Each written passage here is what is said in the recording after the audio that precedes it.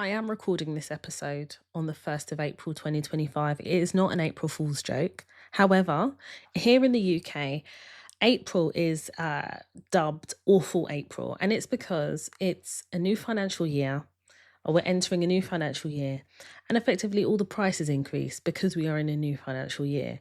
And it's increased on the things that basically allow us to function and live our life in society. So you're talking about council tax, you're talking about gas, electricity, food even, things that we need to survive on a day-to-day basis then increases.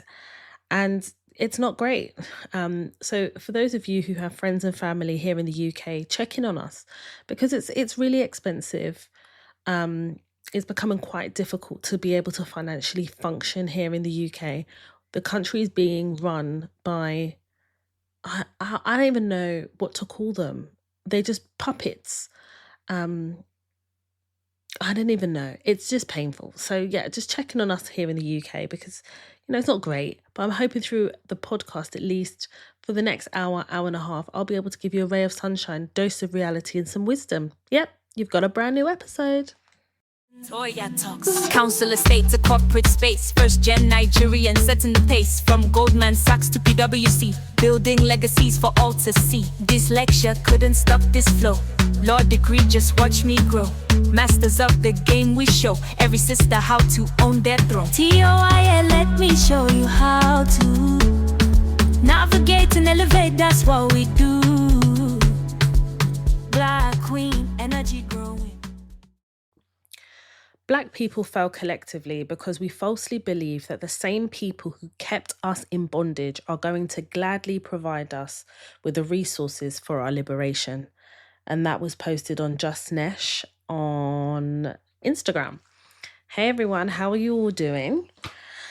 First and foremost, I need to give myself some flowers. Yeah, because we need to normalize celebrating ourselves. We need to definitely do that. As Black women, I feel like society tells us a lot of things, a lot of untruths. So we need to do these, not only positive affirmations, but we need to collectively agree something here, that Black women are amazing and we are doing amazing and we are great people, great women. I made a commitment to myself that I wanted to lose some weight. In December, at my highest weight, I weighed 93.1 kg. I gave birth to my daughter in 2023. And to be fair, my wanting to lose weight has also coincided with, feeling a bit more like myself. They say medically it takes about 2 years to kind of start feeling like yourself again. I don't know if you guys have heard about flamingos, and effectively when a flamingo gives birth, a flamingo loses its pink. And it effectively takes about 2 years after childbirth for a flamingo to start being pink again. And the same can be said for women. Obviously, it's different for different women. I definitely feel like I'm becoming more like myself. My daughter's going to be 2 in May. And I don't know how we've kind of galloped all the way to 2 years because it just seems like I gave birth yesterday. But I'm starting to feel more like myself again. Things have changed. Like my memory isn't as sharp as it used to be. It's still sharp, but not as it used to be. And I've noticed, like, from a physical perspective, being older, it's harder to lose the weight, number one, as you get older. But also when you give birth, it's also harder. Number one, it's finding the discipline and the time, and you don't have a lot of time. So what you tend to do, or what I've tended to do, is I snack a lot. I've created some really bad habits and I'm just trying to get through the day. I'm tired. I haven't always felt the passion to want to go and cook. I love cooking. But I got to a space where I didn't like what was looking back at me in the mirror. I wasn't proud of my body. I began wearing more baggier and baggier clothes to conceal how fat I was. And I think we just need to normalize just using simplistic words to express exactly how we feel. People are like, oh, you can't use the word fat. It offends. Everything's fucking offensive. And I'm fucking tired of it, okay? I was a fat pig. Yeah? I would have, like, Kay is 6'1" and he's, built. He goes to the gym. And I was eating the same portions as him, if not more, to be honest. I would have snacks in every drawer. I just had a really unhealthy relationship with food, and I'm a eat your feelings type of babe. I was eating my feelings. I was eating the feelings of the woman next door, the woman across the street. Everybody's feelings were being eaten by Toya. It was mad. So I just got to a point and got to a stage. I was like, you know what? I need to lose some weight. So I've been on my weight loss journey, and it's been a journey, I can't lie. It's particularly difficult on my periods during my menstrual cycle. I do have PCOS and I have fibroids. So when I'm going for my period, it's tools down, no gym.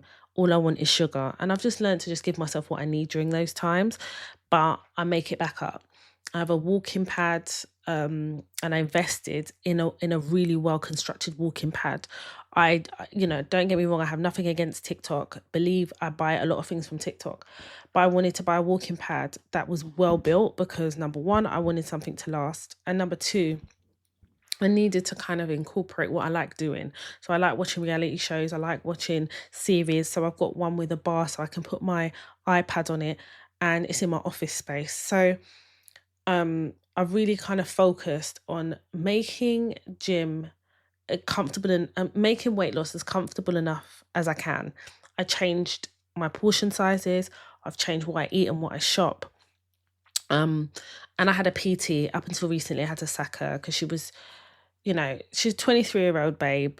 I thought she took this business seriously, but I'm then hearing that you can become a personal trainer on Groupon. So I think she got her course in Groupon. Flipping tried to kill me twice at the gym, like literally disregard for health and safety. So I've ended up getting rid of her amicably, by the way, but I'm just done with her unprofessionalism. But what I did do is during the course of having a PT, I mastered everything she was teaching me. So now when I go to the gym, I go to the gym twice a week.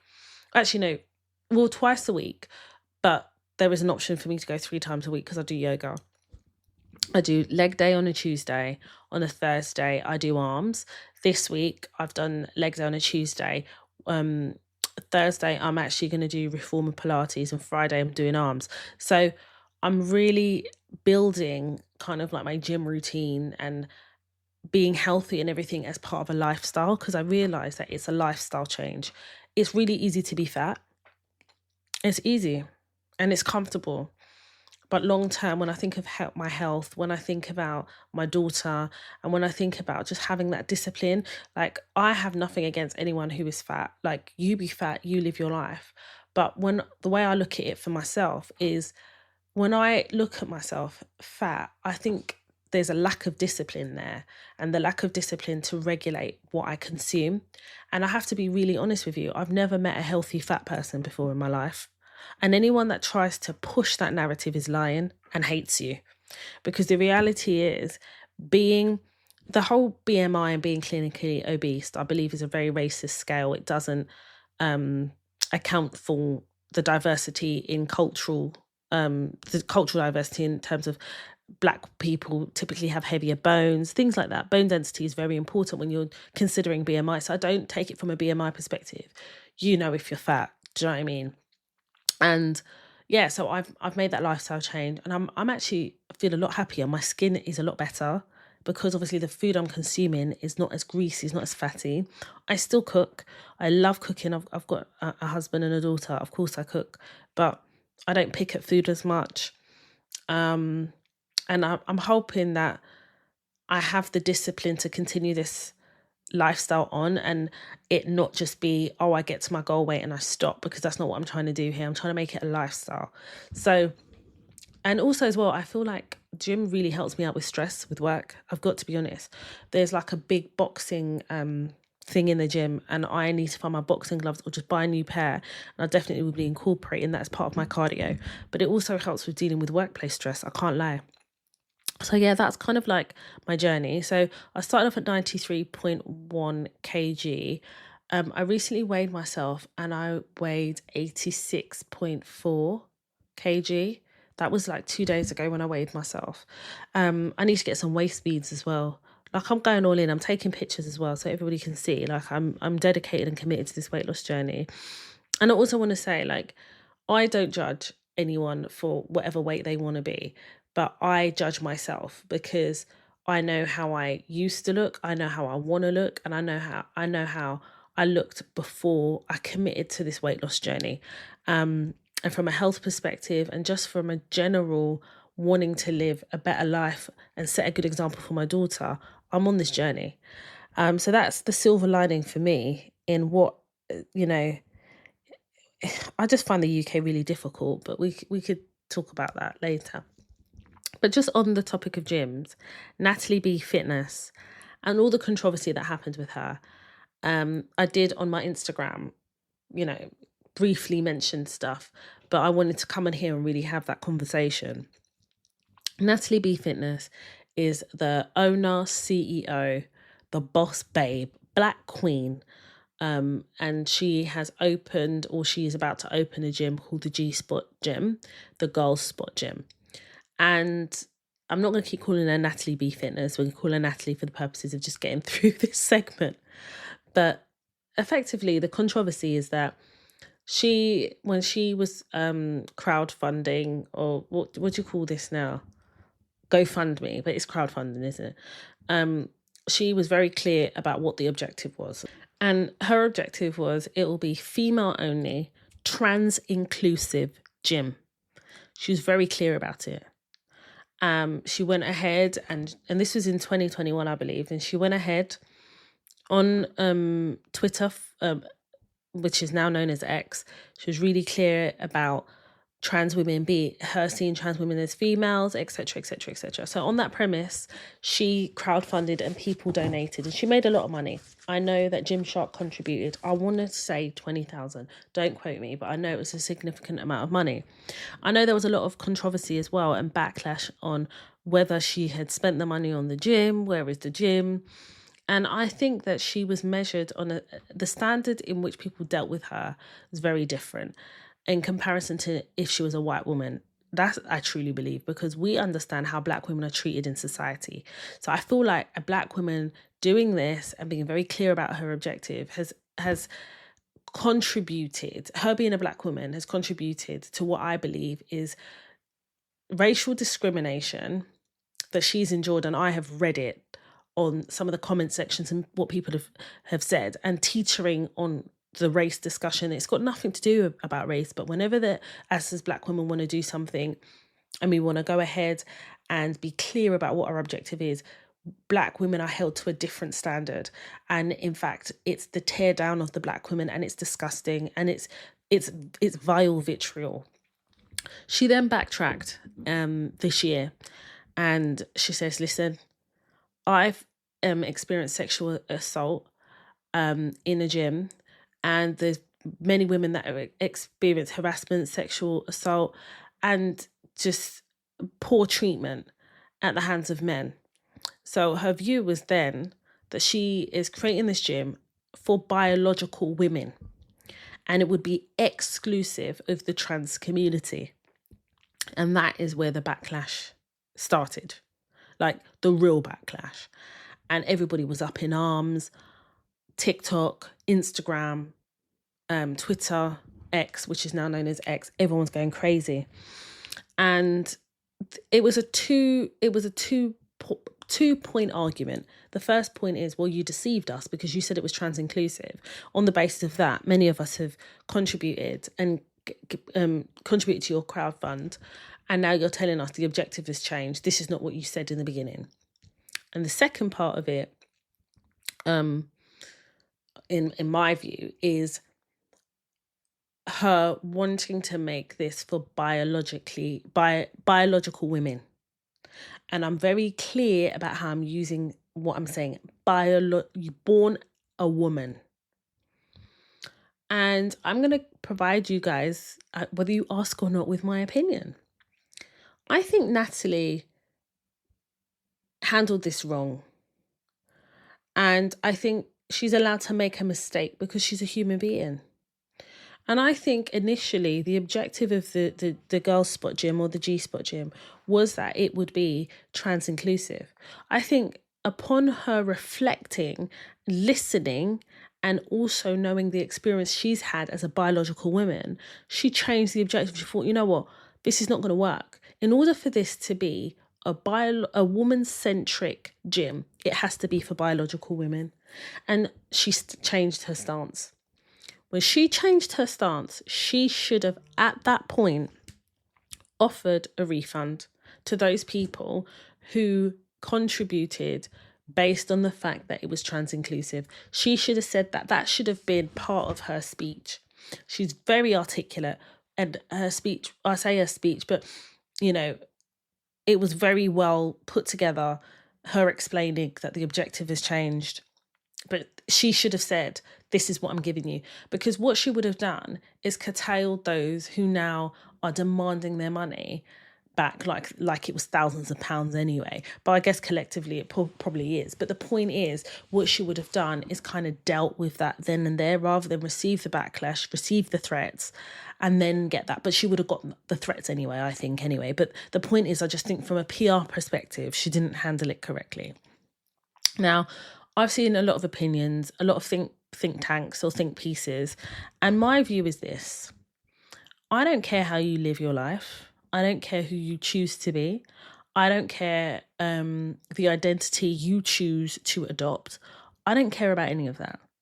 I care about two things: the kids and the narrative that is being pushed in society through social media, through the television, and trying to push this narrative to children.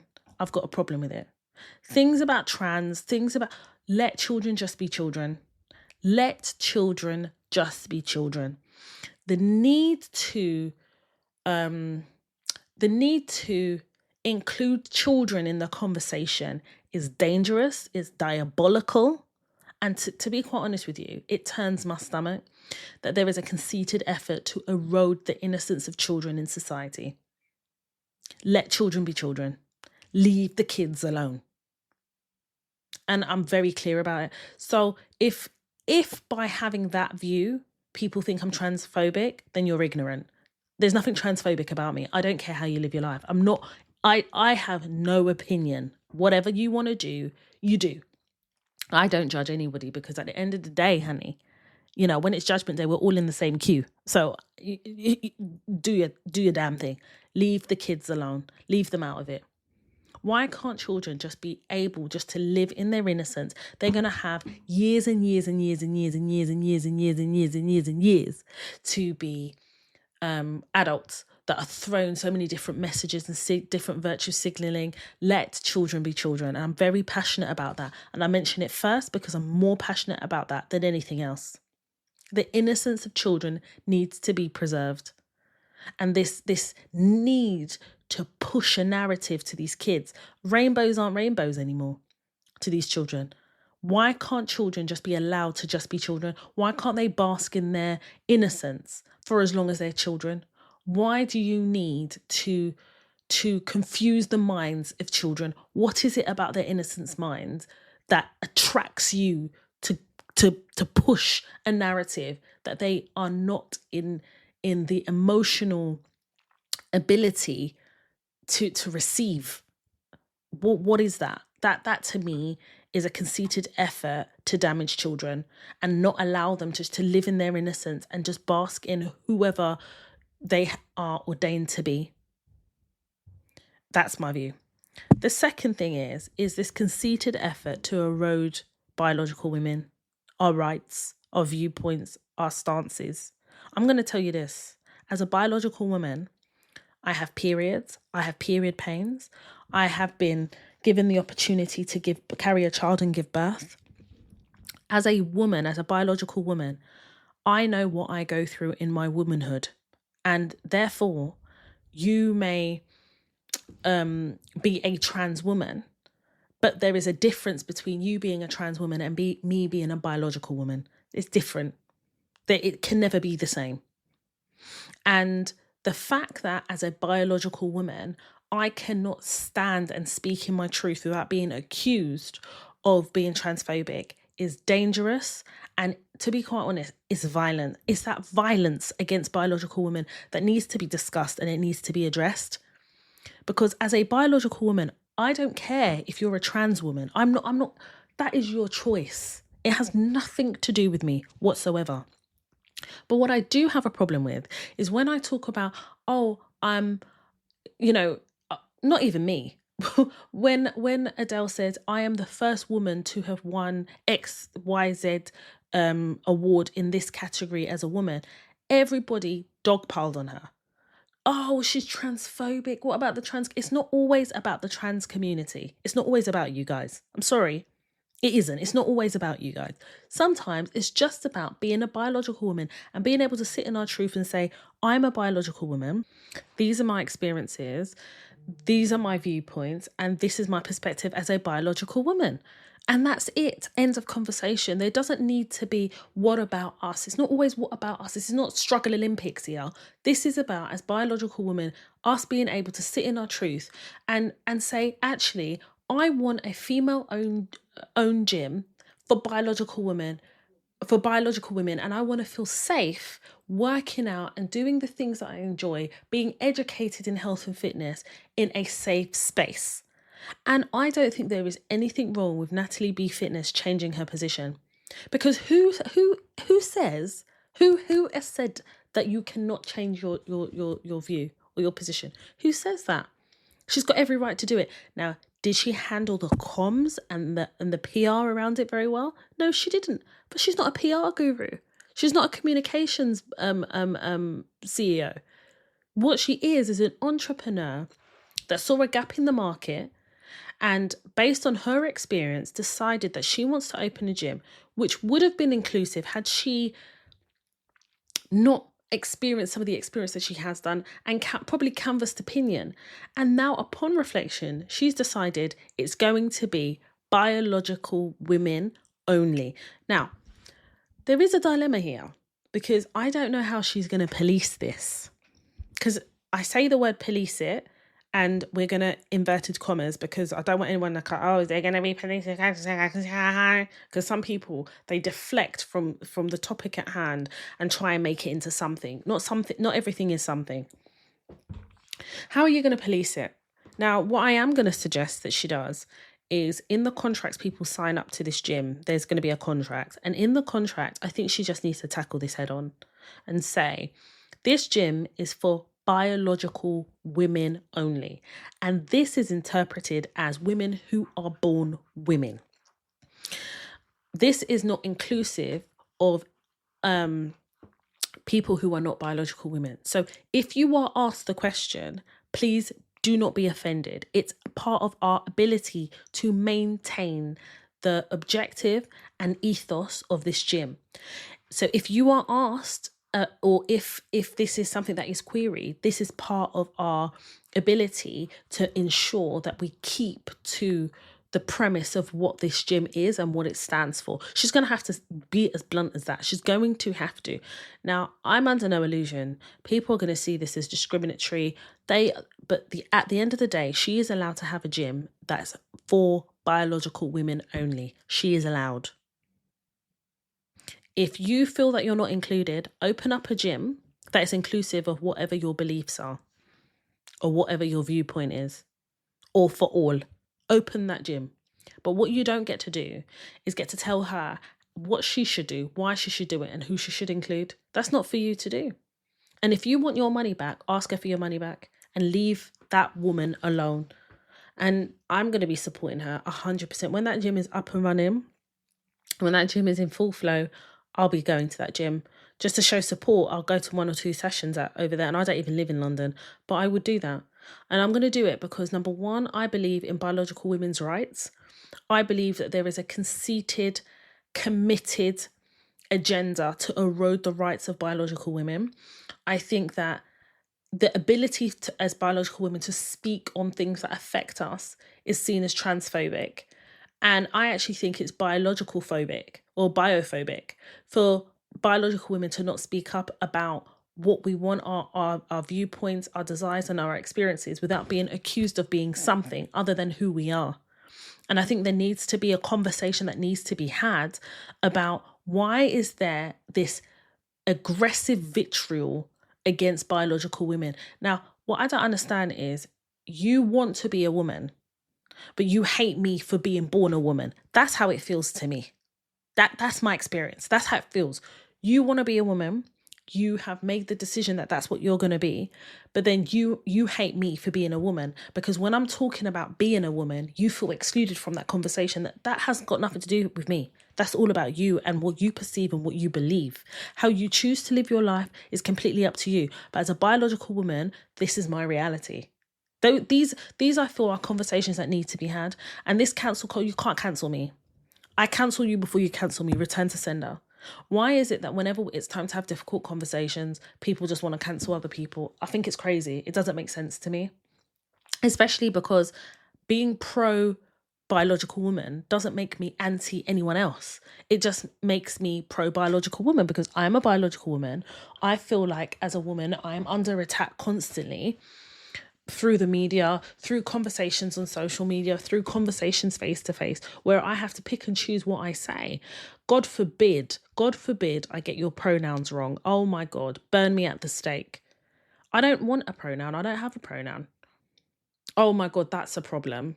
Because if you don't have a pronoun, it means that you're anti those who has a pronoun. That's bullshit. I don't go by a pronoun. I don't need my pronoun is Mrs. Thank you. It's funny because I remember saying to a friend of mine, I was like, wait until J.K. Rowling gets a load of this. She is going to defend Natalie, and that's exactly what happened. She came to her defense on social media.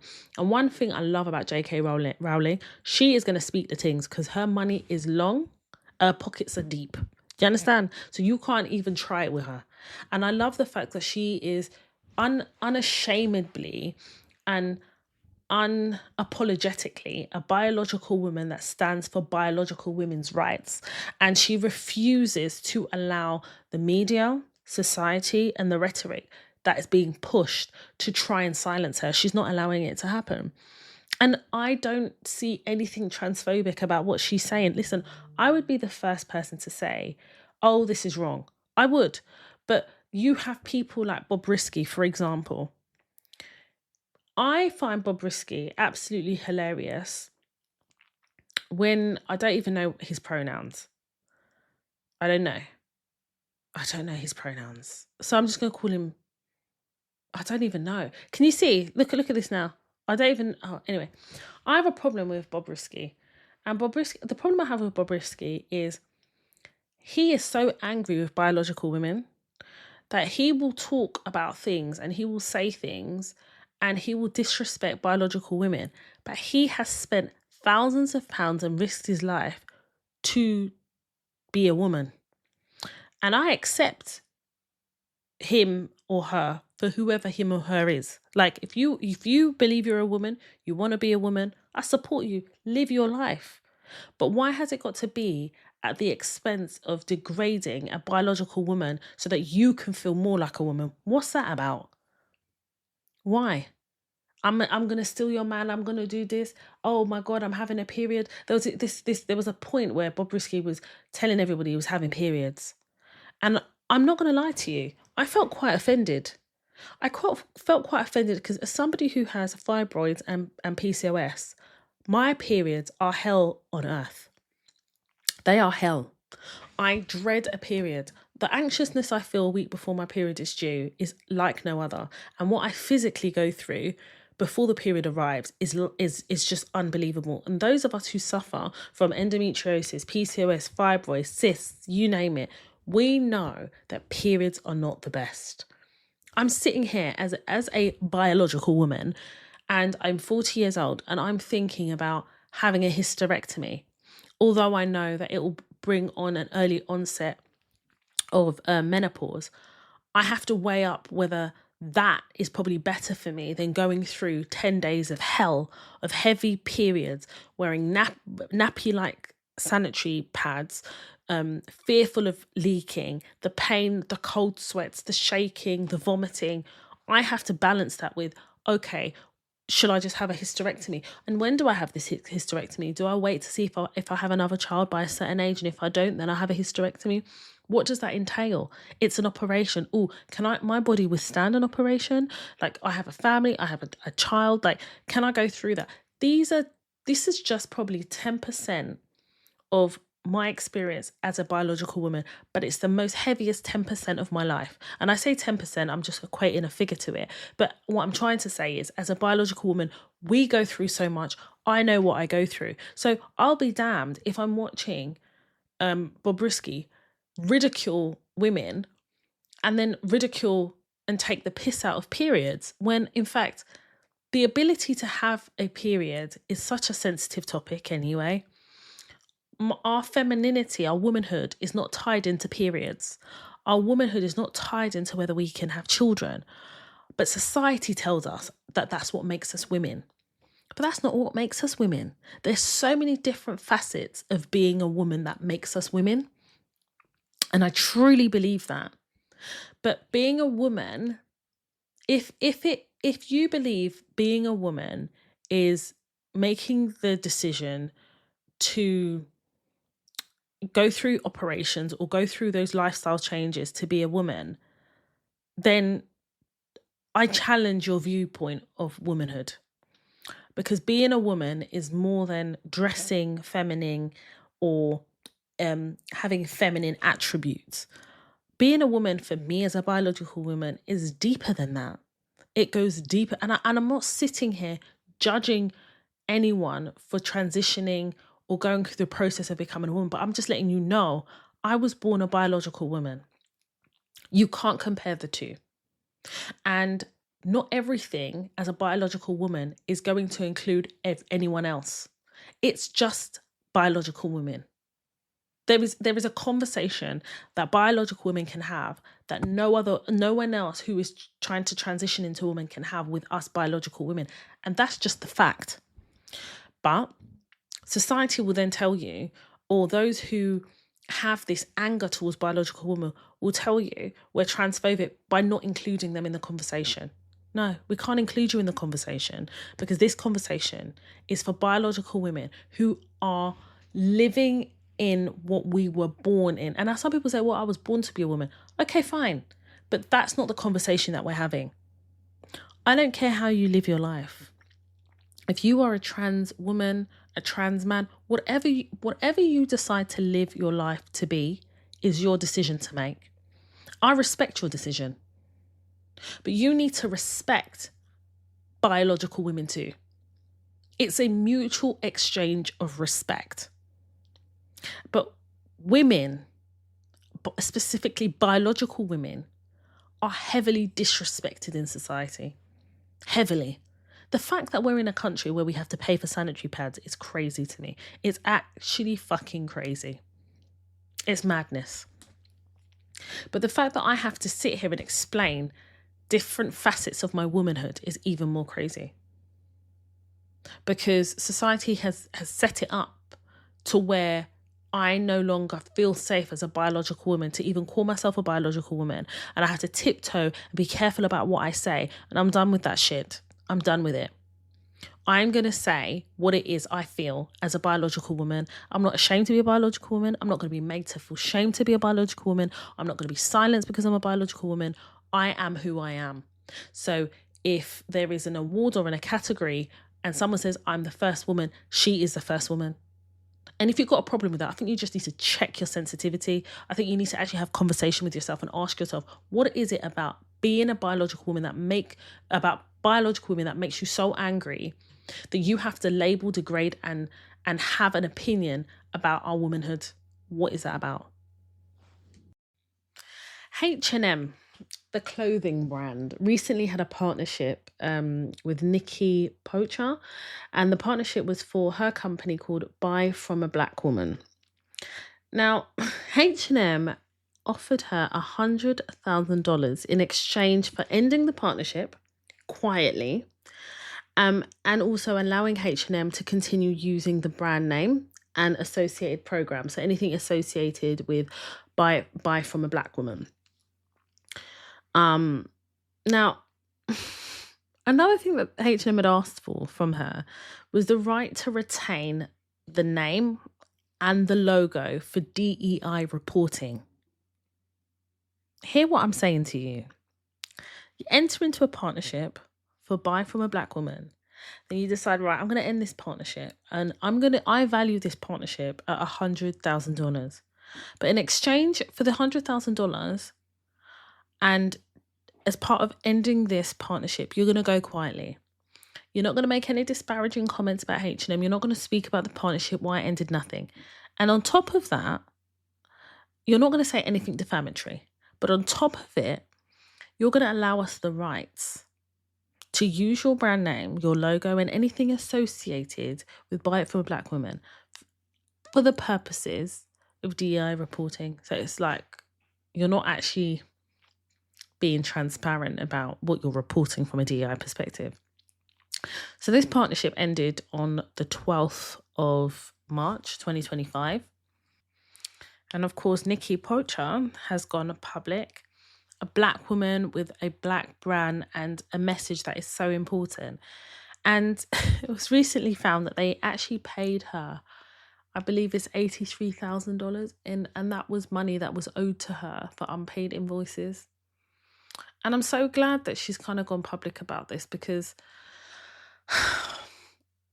number one, I mean, H&M, we've had a couple of problems with H&M, haven't we, in terms of like messaging and imagery and how they've treated, I remember a Black model. He was a young boy, and they put him in a jumper that I believe, I'm trying to recall here, but it was the inference that he was a monkey, allegedly.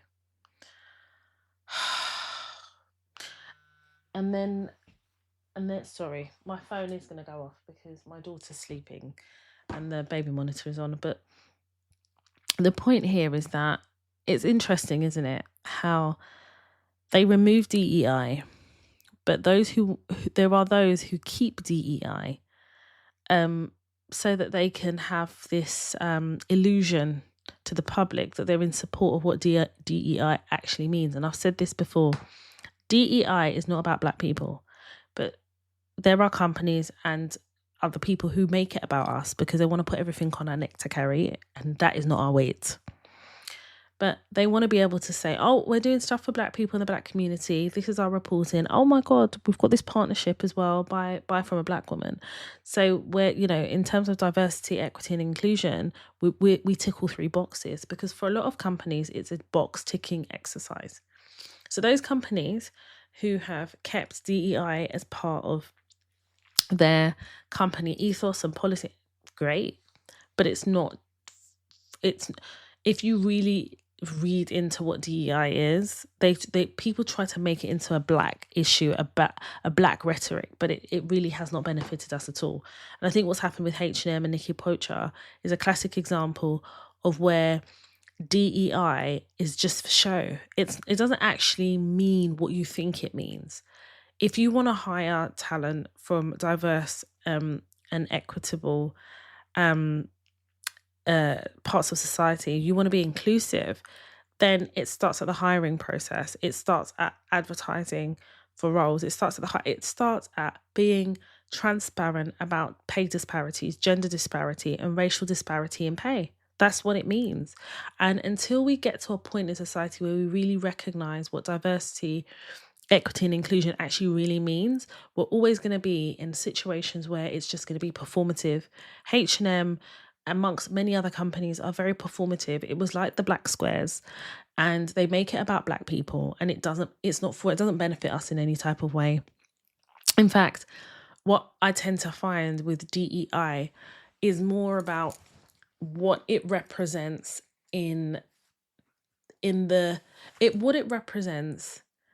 the grander scheme of an organization's ability to kind of like hoodwink and pull the wool over everybody's eyes that they are pro something, when actually their governance, their processes, the data proves that in fact the discrimination comes from the inability to do certain things rather than have a token. Do you understand what I'm trying to say? So if you really want to like shed a light and be inclusive and remove the lack of diversity that exists in organizations, you've got to be willing to give be uncomfortable about what some of the practices are that are discriminatory. Do you know what I mean? So for me, it goes deeper than the pay disparity between men and women. When I hear all of that, I just roll my eyes because it's bullshit. We know what the pay disparity is. I want to know about the racial pay disparity. That's what I'm interested in. The racial pay disparity, the racial pay gap. I want to understand, as Black people in certain organizations, how are we being recruited? How much are we being offered? And in comparison to our non-Black counterparts, what is their disparities in pay? Where does that come from? Are these organizations endemically racist? That's how you get to the root. But until there are laws, rules, and regulations where reporting is on a public stage, whereby it's in the public domain, you can't name and shame and find change. You're not going to find change where you can't name and shame, and that's the truth.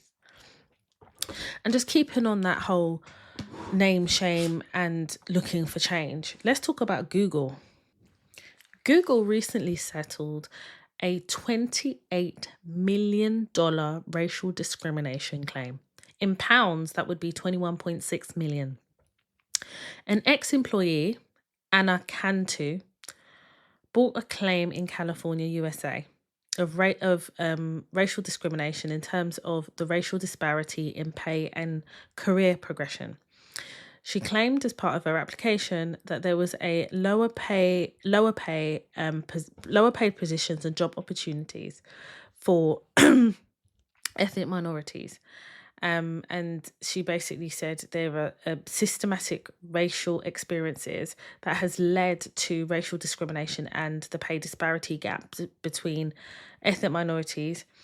And she drew comparisons between white people, Asian people, and the ability to be able to grow and be afforded job opportunities.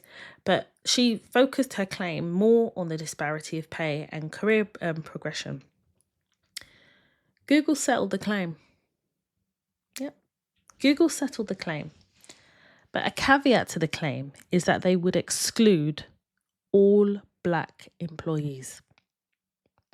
So they did not admit liability.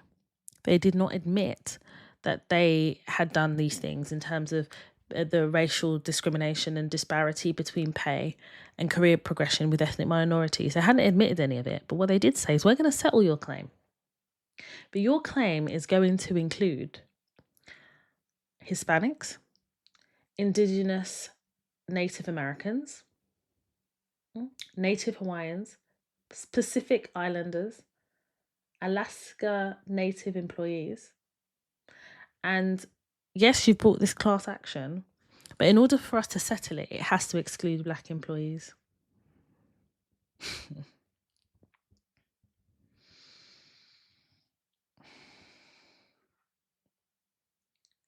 Where do we even start that conversation? Why settle the claim, but exclude the claim for Black employees? Now, some people can argue, well, Black people, the Black community, we suffer differently. Like, the discrimination in which we suffer is layered. But the point is, Black people were part of this class action. But in order to settle it, it has to exclude Black people. Google, this is why your mates are doing very well when it comes to AI and technology transformation. And y'all are lagging. Can you see your karma? Can you? Your mates are having proper AI.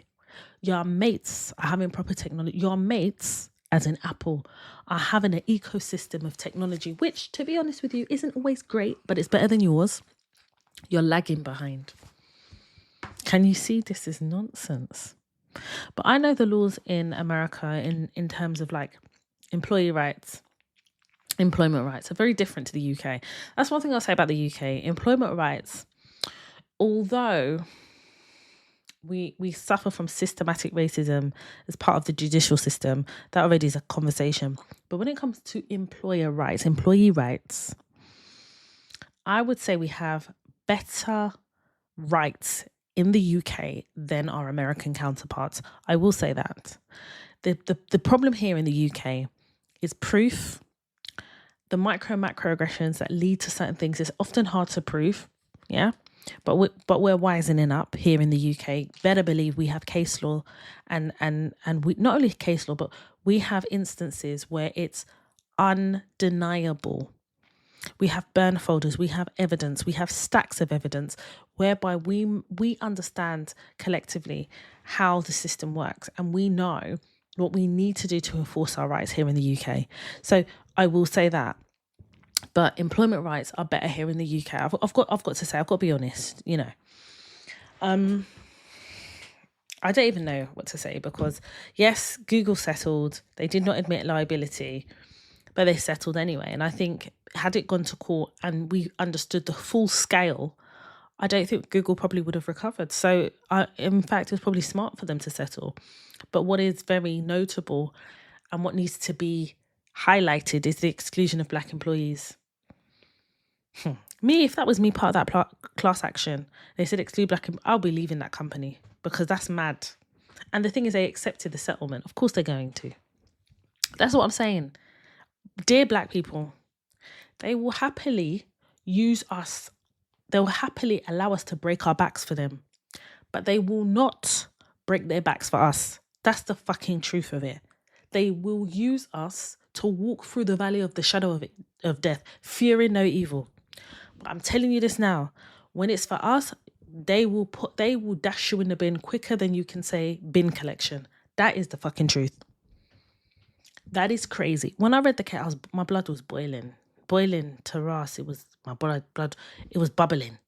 But then I had to say to myself, Toya, at the end of the day, as a community, whether here or in the UK or in the US, we have, as Black people, have to understand the greatness that we possess. Until we understand the power and the greatness we possess as a community, these things are always going to happen. They will use our backs to get what they want. They will try to rest DEI on our shoulders to get what they want. But none of this benefits us as a community, as individuals, as people, as a collective. It doesn't. And until we understand the power as Black people that we hold, we will always be oppressed. We will always be used. We will always be dashed. We will always be othered. And it's important as Black people that we read cases like this to fully understand what is going on in society. This is why I say to you guys, I talk about what happens in American politics. I talk about what happens in America, because what happens in America will truly find its way here. What happens here will truly find its way in America. We're very, very interlinked. Very interlinked. I mean, okay, take for example, in the US, Make America Great Again. Trump has decided that he's waging war, effectively, on public sector workers. What do you think is happening here in the UK, please? But they just do it here in the UK. They just don't make it blatantly obvious, right? But it's happening. It's happening. And the sooner you wake up and understand what is happening, is the sooner you get to a point where you understand how to strategically move. That's all I'm going to say. Just keeping on the whole work thing. Remember I came on here and I told you guys about a colleague that I work with, and I think I told you guys, but if I didn't, I'm telling you now. And this particular colleague, I don't know what his problem is with me. I think he feels threatened by me. I think that he has not been exposed to Black people. And he is working in an organisation that is ethnically diverse. And I am the only Black woman on this particular project. And I'm one of these people at work, I can tell you now, I know my stuff, but I never ever think I know everything. There's always a space to learn. I always tell people all the time, if you stop learning, you don't need to be there no more. It's time to move on. I'm adding to my skill set. I'm learning from everybody. This man works in finance. He's got nothing to do with me. He's just dedicated to the particular project that I'm dedicated on. Now, whenever I've had to work with finance, I've always had a really good relationship with finance, because we kind of work hand in hand in a way. And I've always been able to trust the finance person with the numbers. I've never had to question them. I just trust them. This guy, I don't understand what's going on with him.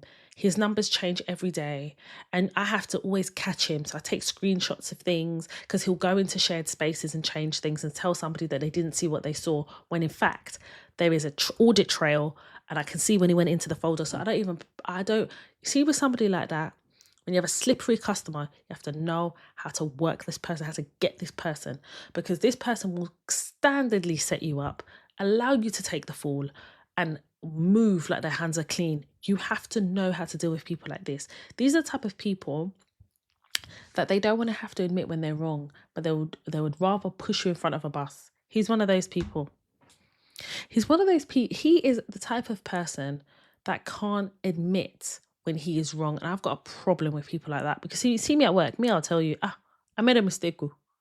I'll tell you straight, because I need you to know I'm not perfect. I need you to know I'm open to learning, and I need you to understand that accidents happen, and it can happen on my watch. I will always come with my best, but sometimes my best is not going to be good enough, and we're going to work collaboratively to get me to good enough. Simple. So he has been a problem to work with.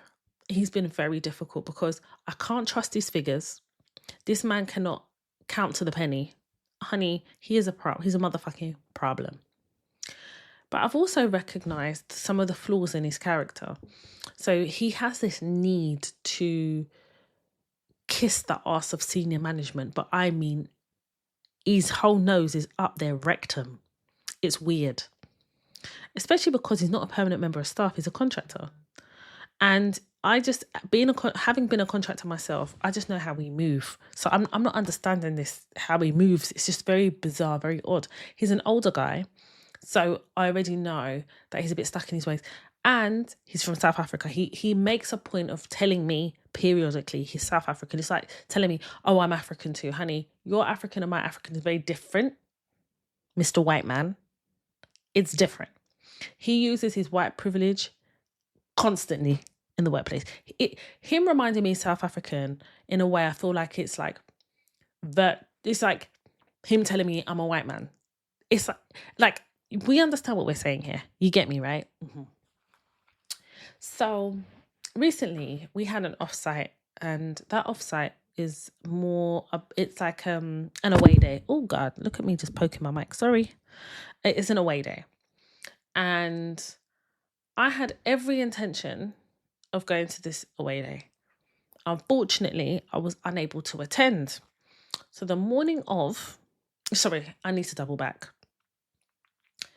When we knew we were going to have this away day, I was told that myself and the finance guy would have 5 minutes to just give a brief overview of what's been happening on the project. Now, I would obviously give the overview as managing the contract and negotiating some of the contracts and all the other stuff I've done as part of my role.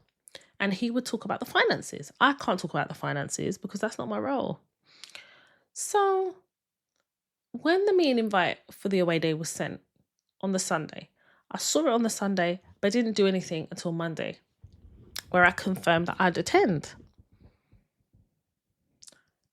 By midday on Monday, I got an email from this finance guy telling me, oh, please find attached some agenda points for us to discuss at the team away day. I was thinking, why are you sending me a fucking agenda? What the fuck is that? I said to myself, you know what, Toya? This is where he just wants to show off. This is where he, for the first time in his life, he's going to have the stage. And he just wants to show off. So I read this. I was like, why is he writing my points? Why is he trying to tell me what to say? I couldn't understand it. So I sent him a message on Zoom. I said, could you just clarify to me why you've done this? He said, oh, he just thought that he will put it together because obviously we'll have to share the 5 minutes. And therefore, he's just giving me some talking points. So I said to him, why are you giving me talking points? He said, oh, he just wanted to be helpful. I said, what would be helpful is you can provide me the numbers that I asked you for 2 weeks ago. I wrote it there. What would be helpful is if you could provide me the numbers that I requested 2 weeks ago. The next day he calls me. He said, oh, have I had an opportunity to go through his agenda? I said, listen, I've gone through your agenda. There's nothing there that concerns me. He says, so what am I going to talk about on the day? I says, you will find out on the day when I talk about it. I said, listen, I've got to go because I've actually got work to do. And I put the phone down.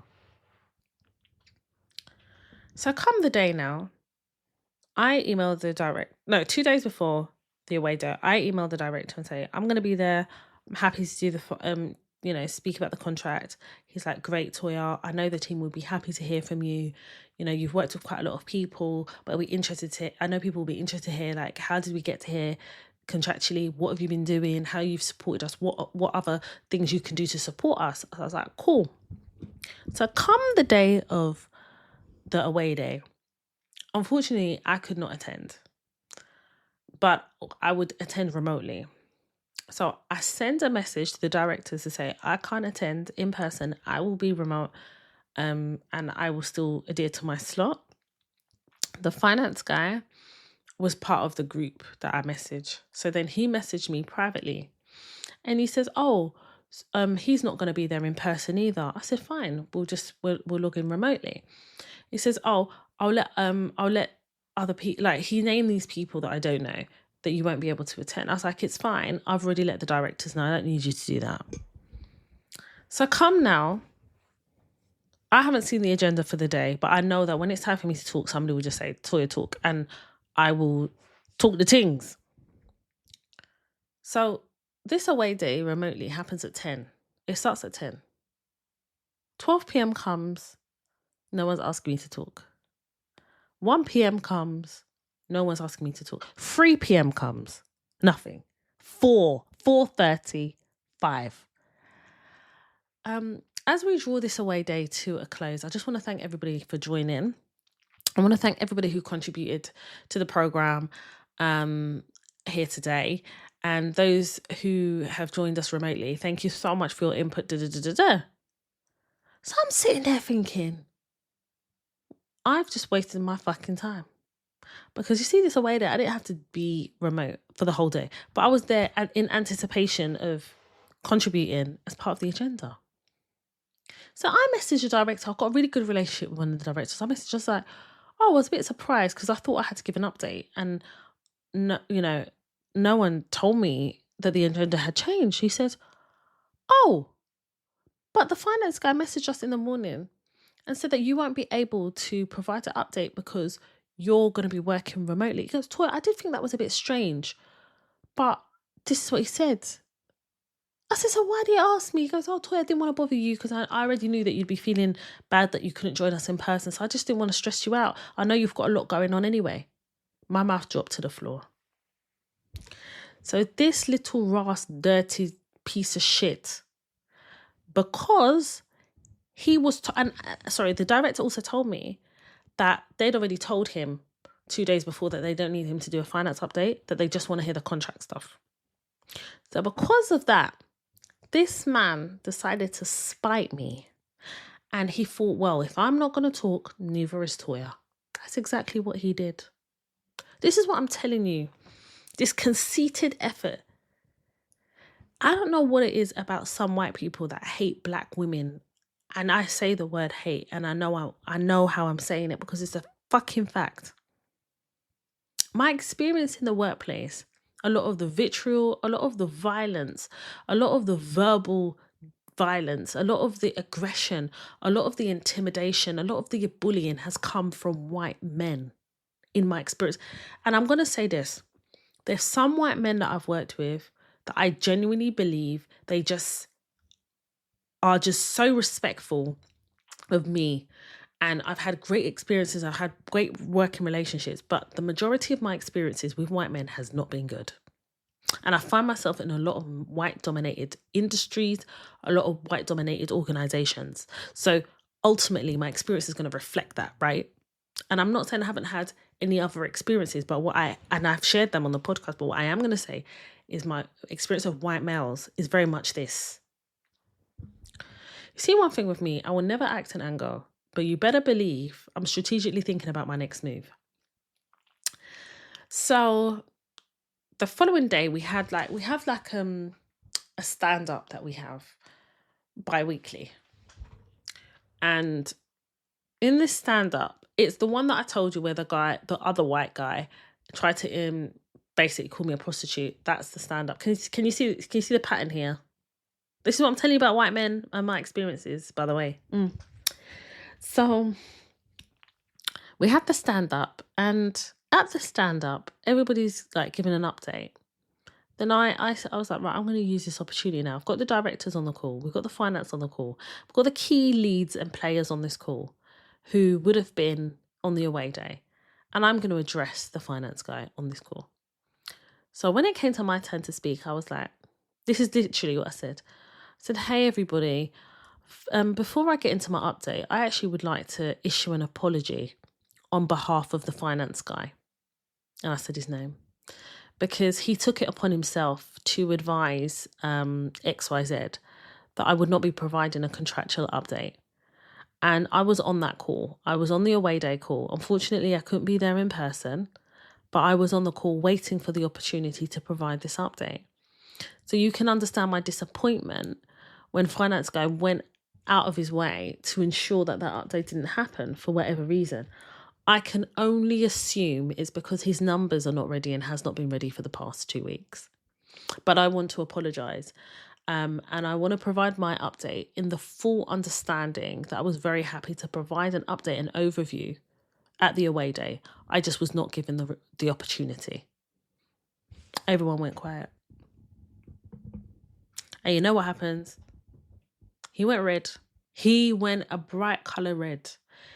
The type of red that he went, even my tomato was shocked because the tomato in my fridge didn't realise there was a redder, something could be redder than it. That man was red. Just shame the devil. Just shame the devil. And one thing with me is I'm not going to come out. I don't need to be cross the word with you. The same audience that you're so desperate to impress is the same audience I'm going to go there and take your pants off. Since you want to show your bum, I'll help you show your bum.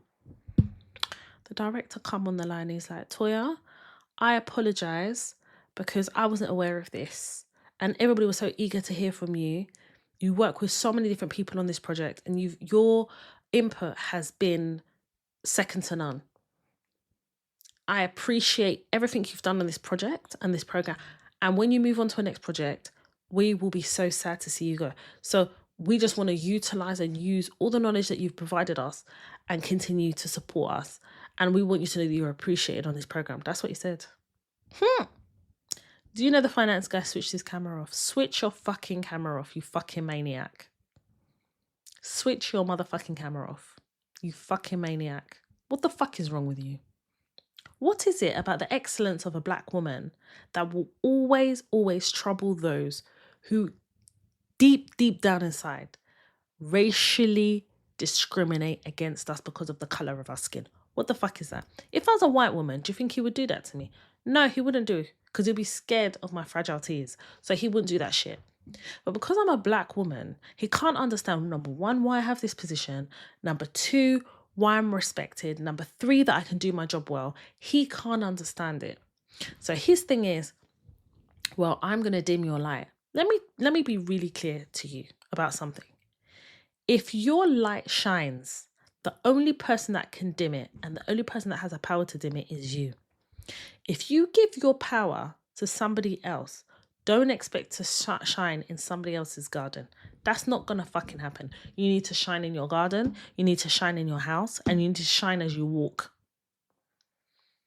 And let me be very clear to you about something.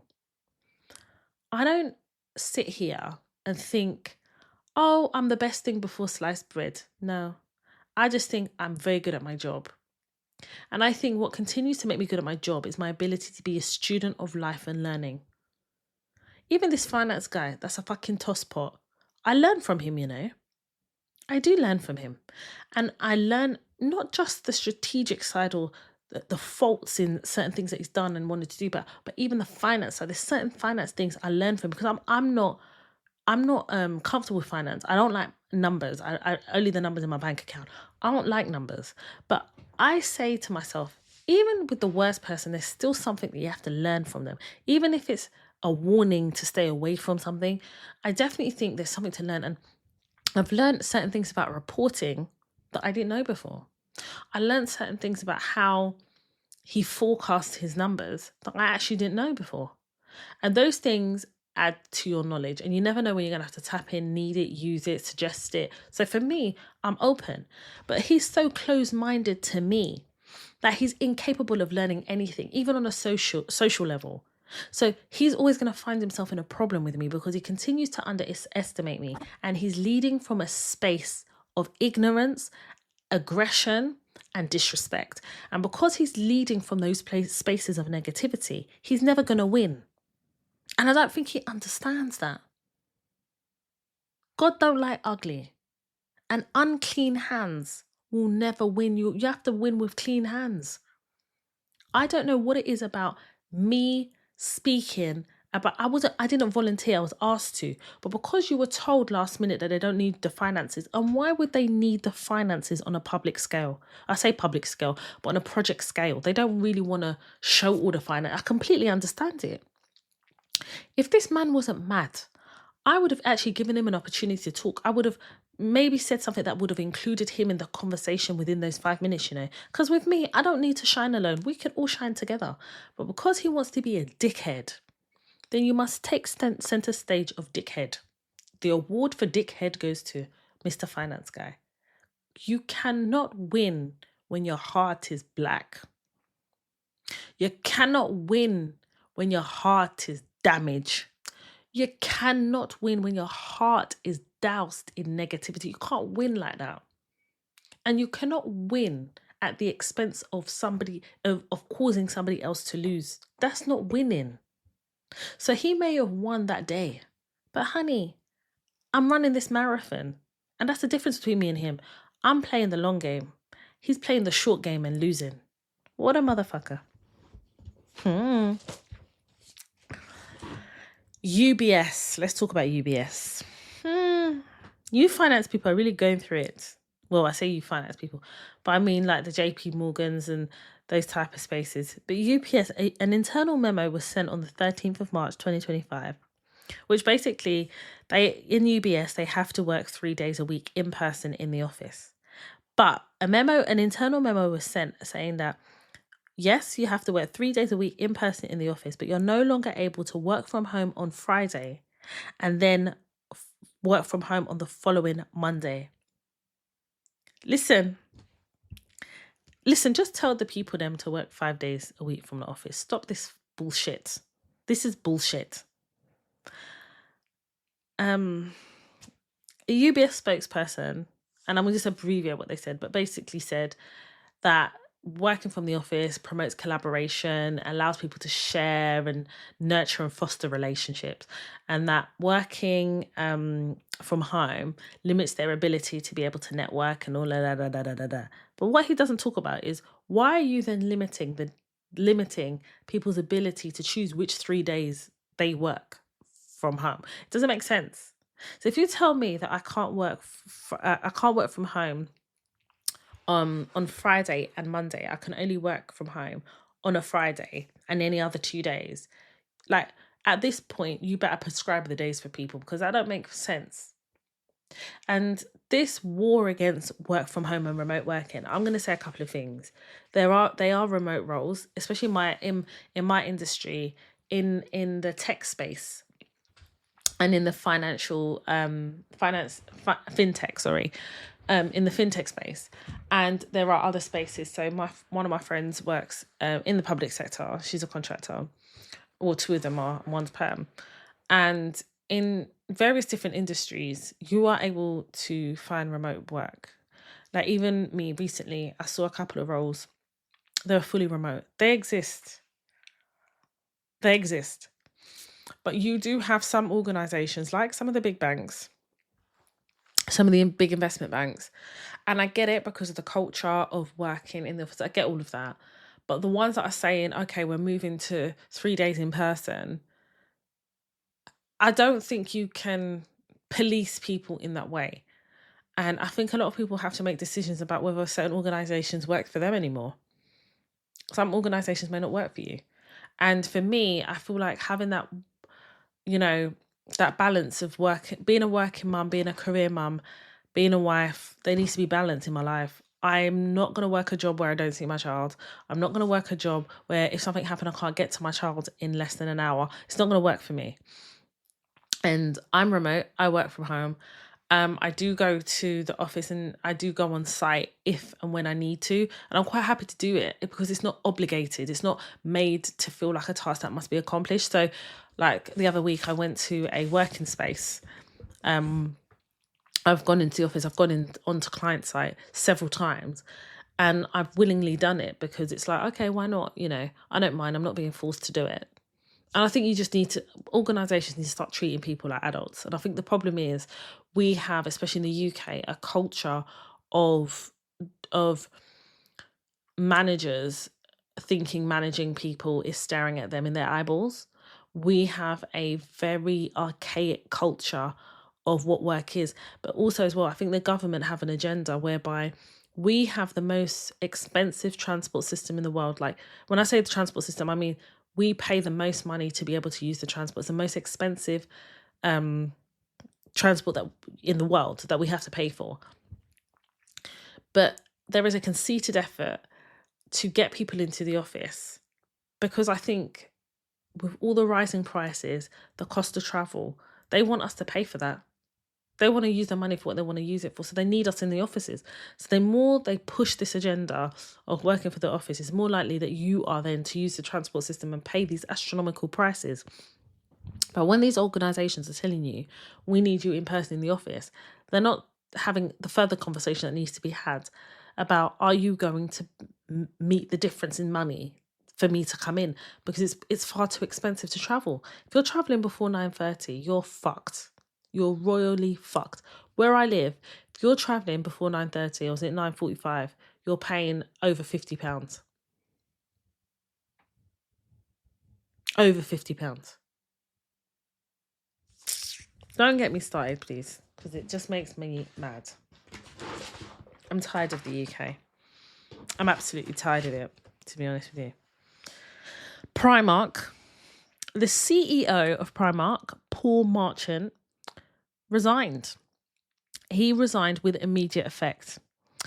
There was an independent investigation done by internal lawyers hired by Primark to investigate what Paul Marchant has described as an error of judgment. There was an incident that involved a female colleague in a social setting.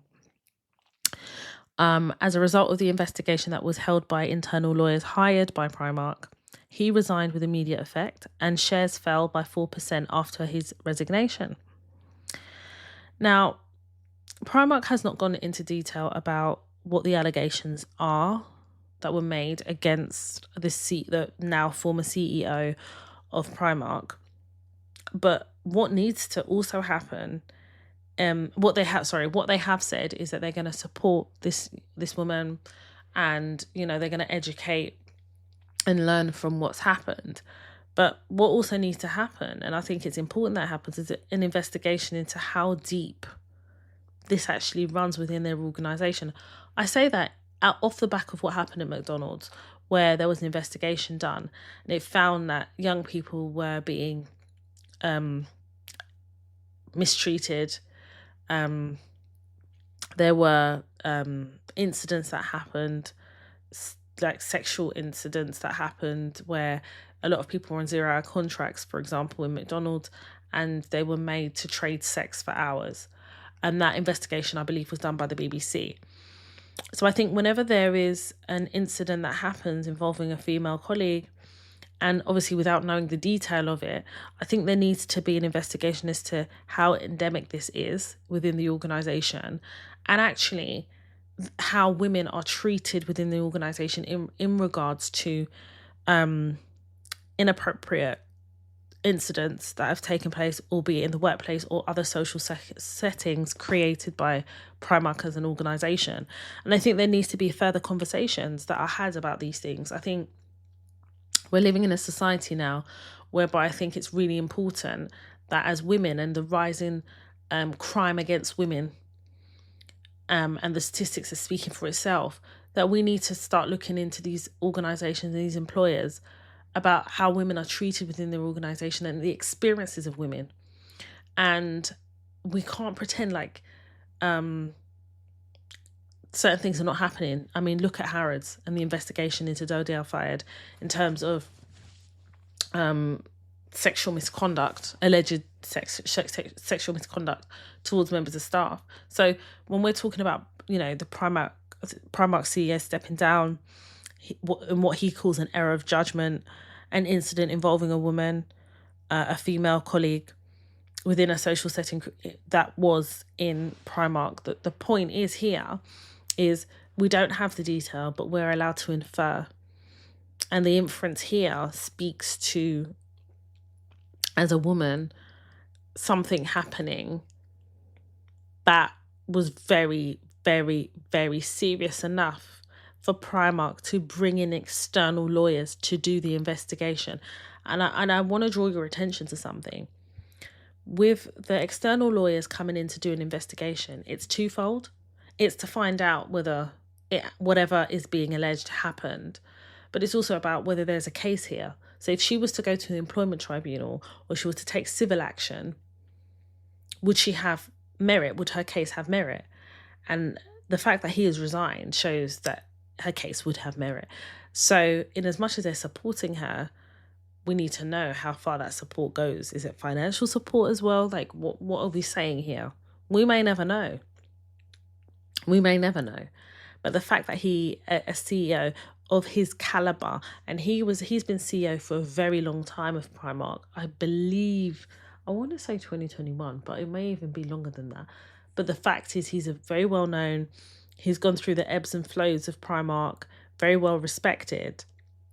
It's massive. I mean, for shares to fall by 4% will show the significance of his resignation. And I believe it's within the public interest to know what the accusation is. What is this woman alleging? How they've managed to keep this out of the press is interesting as well, because for me, it's in the public interest. And I really hope this brave woman that was able to speak out and be heard is getting the support also outside of Primark, because there will be a conceited effort to keep this in-house. But when we're talking about this woman and her ability to deal with whatever's happened, I hope that she's getting the external help and support that she needs. She is brave, she is bold, and I, for one, really hope that she is being looked after in the way in which she needs to be.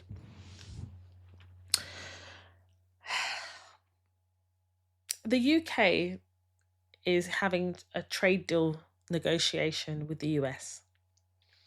And it's really important that we understand the significance of this, given that the US has levied trade levies against Canada. I believe it's 25%, China, amongst other countries. Now, bear in mind, whatever this trade deal is, whatever the levy is, whatever it is that is agreed, it's going to really affect steel manufacturing and the manufacturing of cars. So everybody, including myself, are crying about the price increases and all of the increases that we're having to pay, but the tariffs that we could receive from the USA will flow down to us, whether you want to think it includes you or not. So it's really important that we pay attention to whatever these tariffs are going to be. But there will be tariffs. And as much as the UK is not part of the EU and tries to distance itself from its association, we don't have the bidding power that we would have if we were part of the EU. And I think that leaving the EU was the single biggest failure of the UK that has happened since the beginning of time. It makes no fucking sense. It absolutely... and I'm going to say this. I think that the UK still thinks it's Great Britain. You're just Britain. There's nothing great about this country anymore. I think Trump's quest to make America great again is because America financially has dominance and presence in the greater world. I mean, the amount that it contributes towards being a member of NATO, for one, speaks to the financial viability of the country. The UK has lost its dominance when it left the EU. It lost its power because it couldn't sustain itself from a Great Britain society. We can't sustain ourselves in that way.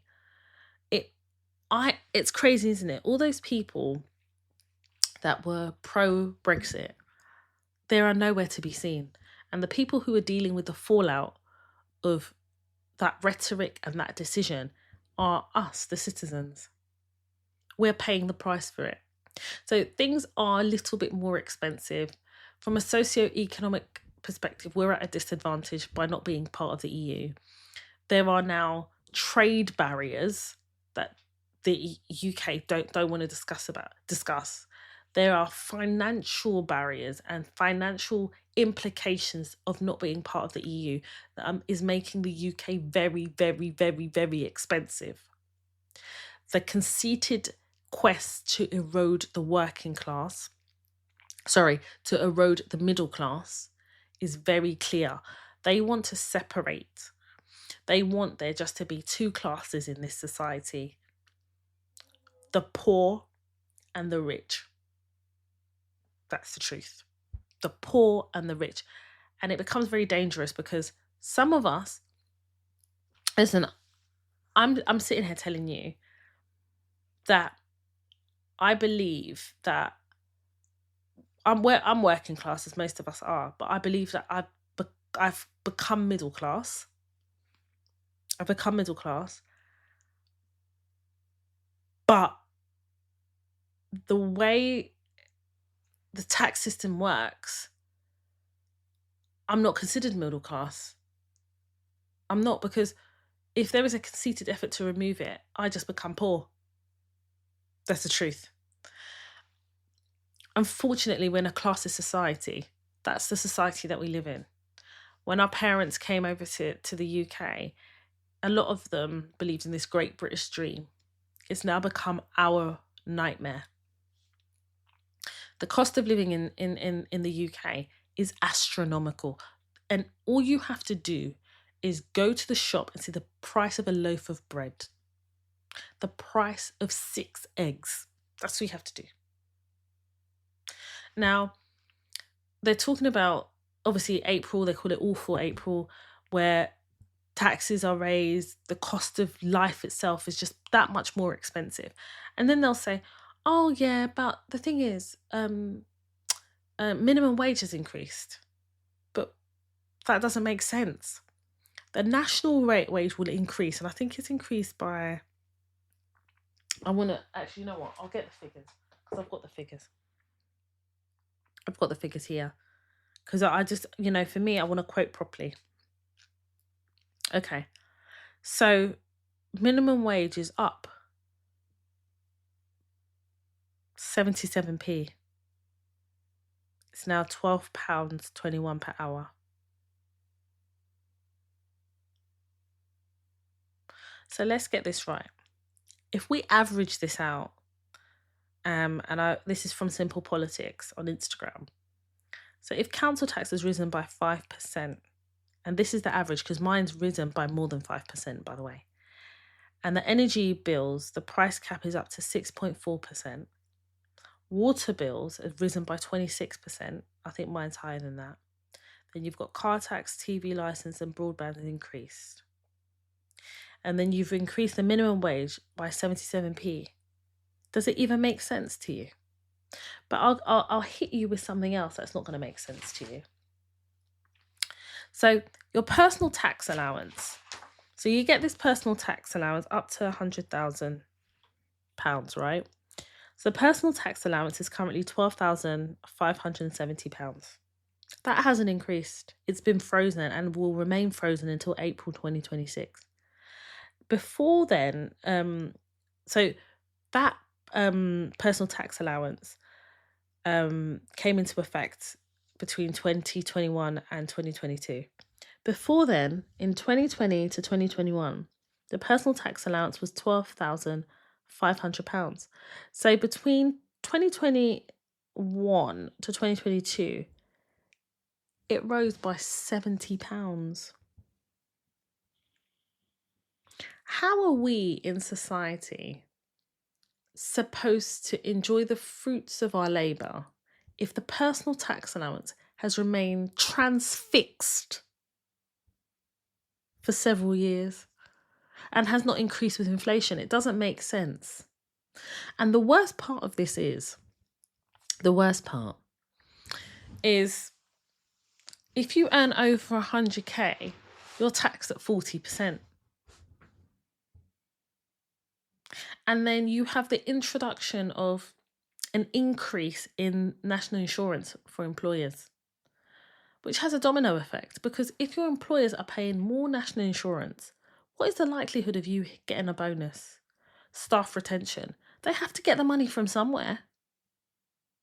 So if they have to lay off and make people redundant, some organisations are doing it. I've got friends that are contractors and they're now having to pay that increase in national insurance through their not the limited company, because they're inside, through their I can't remember it now. If it comes to me, I'll say it. That is mad. That is crazy. It just feels like the UK government hates the citizens. They hate people that work. There is a complete overhaul of the benefit system. They're cutting benefits. But there's a reality here. If you keep increasing things and salaries are not increasing to the level in which you're increasing, where any increase that you get in a salary would just be to pay all the other bills and all the other things that have increased. It's actually bonkers. This is what I keep saying. Keir Starmer is a conservative leader in Labour clothing, because I don't understand this. I don't. I'll tell you something. A few weeks ago, we had to take our daughter to hospital. And where possible, I try and go private. And that boils my blood, because I'm paying twice. I'm paying taxes at source and contributing to the NHS. But because I can't access the NHS, I'm having to pay privately for healthcare. And part of paying privately for healthcare is that any prescriptions I will have to pay for. Whereas my daughter is not even 2 years old. I've paid into this system since I was 15 years old, and I've not got anything back out of this system at all. And anything I have got, I've had to beg to get. And even when I've begged to get, it's always been one hand behind my back to set up to fail. So anyway, went to the hospital. So we get to the hospital, and I must say, the nurses, the doctors were absolutely fantastic. They were great. They were fantastic. So we're sitting in the waiting room. But when we got there, my daughter's under observation. So bearing in mind that when they're triaging in paediatrics, they also consider the age of the children. So if it's a newborn baby that came in with something similar to my daughter, who's almost 2, the newborn baby will take, would be seen first. But in any case, I've understood this, because part of being a parent is also being in a continuous state of learning as well. So I've come to understand. So we get there now, and we are triaged quickly for observation, because it was to do with a head injury that my daughter has sustained in nursery. She's all good now. But the point that I'm making here is, so we sit there, and there's this man, and now bearing in mind, I know in the UK, I am an ethnic minority. I understand all of that. But I'm sitting there, and there is a man in there, and he's huffing and puffing. He's being quite aggressive, and his English is quite broken. Like, he's speaking broken English, but I understand what he's saying, right? So then he says, there's a few people that have come in here before me, and I haven't been seen. So I'm looking at him, and I'm like, okay, he's referring clearly to me and to the other lady here, but I ignore him. And then he says, to the doctor, he goes, I don't work. And are they seeing us according to if we work or not? He says, I came to this country because in my country I was having problems, and now I'm trying to look for work, but I have to be here because my son is not ill, and my son is ill, and my son has learning difficulties, and he's saying all of this, and I'm sitting there and I'm getting angry. And do you know why I'm getting angry? I'm getting angry because, number one, why are you having this conversation in the corridor so we can all hear it? Number two, where in the corridor? Because there's no assessment rooms available.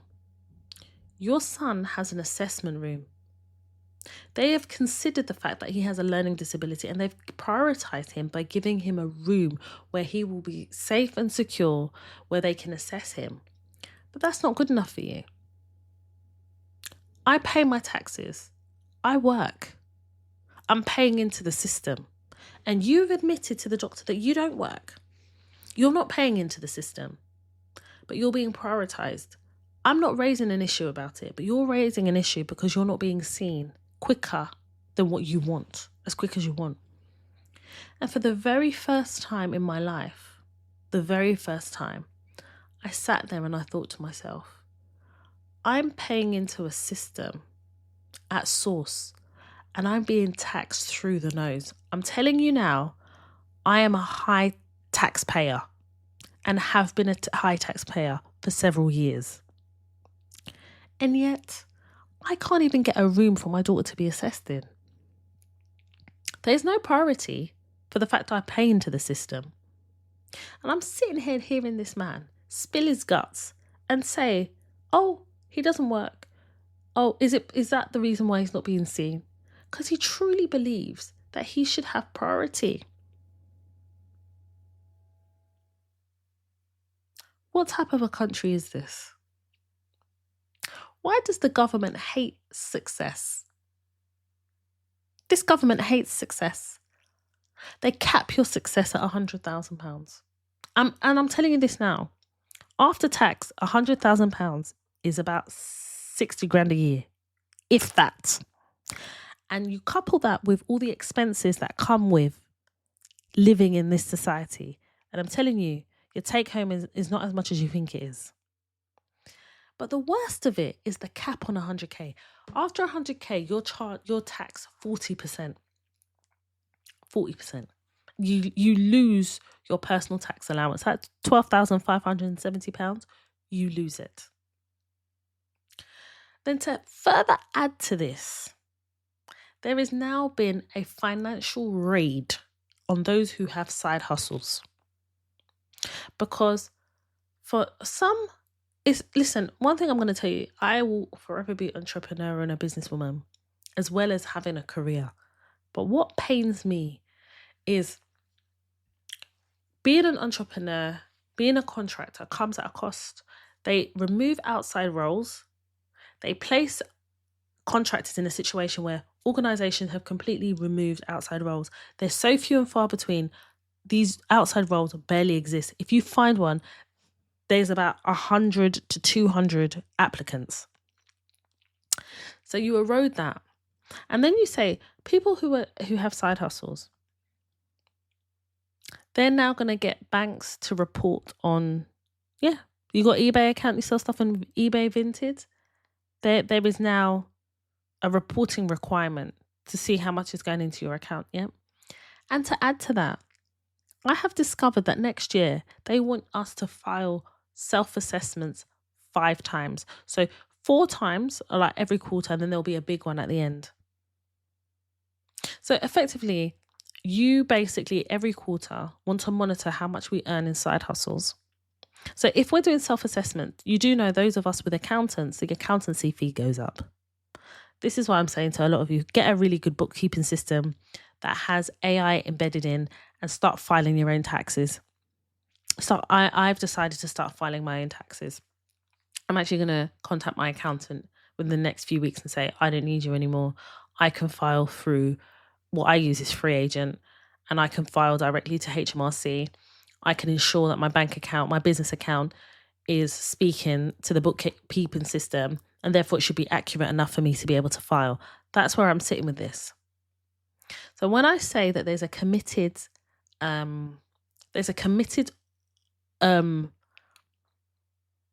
there's a committed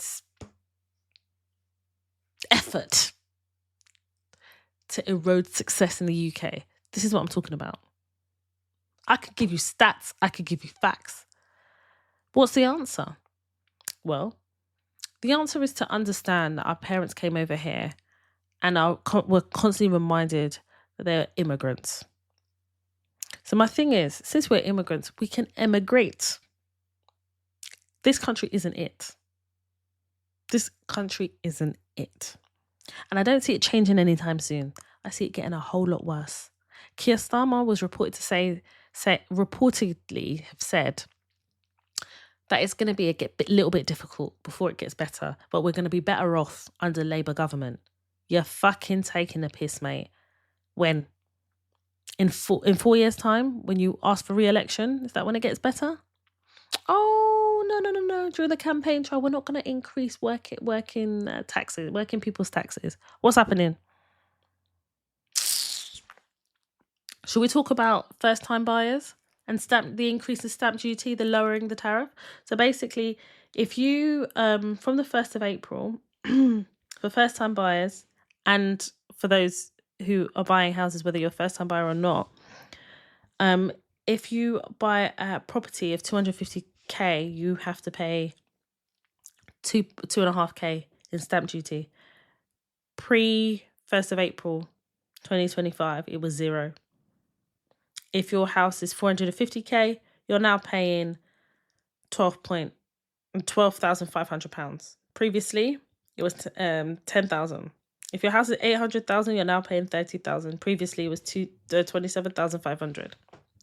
If you're buying an electric vehicle, registering it for the first time, you'll pay 10. I think it's £10. After the first year, that increases significantly. So all those people with electric cars, you were doing Thunberg. What's her name? Greta Thunberg, saving the planet. Now they're not saving your coins. They're causing you to spend coins just to have an electric vehicle. Do you know the upfront investment to have an electric vehicle? You have to get the charging point and everything. Yep, everyone says, yep, we're saving the planet. Saving the planet, not saving your wallet. Madness. I'm going to leave it there. There's so many other things I could talk about. I know I have some dilemmas in the mailbox I need to discuss here on the podcast anonymously. I will be doing that, hopefully, if not next week, the week after. But I'm going to leave it there. Listen, hopefully you've learned something on this episode. Hopefully you can take something away. Hopefully you can, really think about how this government really works for you and really open up your mind to the possibility of what the potential is in terms of growth in this country, because I don't see it. Hopefully also as well you're able to share the podcast. I've enjoyed recording this and hopefully we can speak about things a bit more positively.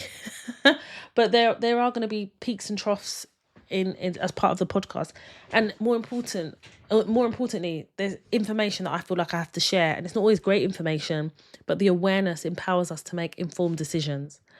If you would like to follow me on social media, my Instagram is Toya_Washington. My Toya Talks Instagram page is Toya_Talks. I am on TikTok. I'm quite active on TikTok actually. My handle is Toya Washington, all one word. I am on Snapchat, but not really committed to it as much as I used to be. Toya Washington. If you want to send me a work-related or life-related dilemma, please in the subject box just write dilemma. You'll be anonymous. Your anonymity will be protected. Email hello@toytalks.com. And please be clear about what your utopia would be. So what's your intended outcome? What would your desired outcome be? And obviously I'd advise as best I can to give you the outcome in which you desire. So email hello@toytalks.com. If you want to know a bit more about the Toy Talks podcast and platform, go on our website, toytalks.com. And yeah, I'm going to leave it there. Thank you so much for tuning in. Thanks for listening. Please share the podcast.